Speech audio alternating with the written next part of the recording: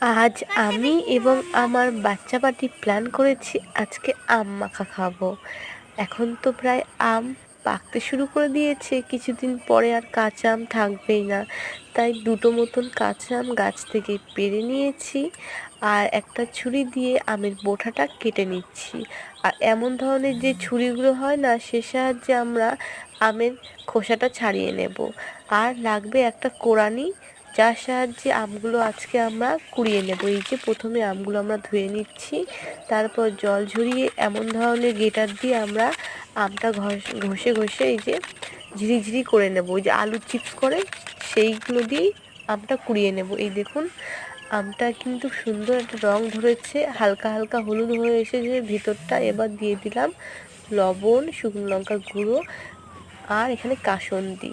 তাছাড়া তোমরা চাইলে একটু সামান্য চিনি আর গন্ধরাজ লেবু পাতা দিতে পারো, খুবই সুন্দর লাগবে। এই দেখো আমার আম ভর্তা একদম রেডি। কলা পাতায় আম ভর্তা সকলে মিলে জমিয়ে খাবো। অনেক মজা করলাম আজকে দিনটা, তাই তোমাদের সাথে শেয়ার করলাম ছোট একটা ভিডিওর মাধ্যমে।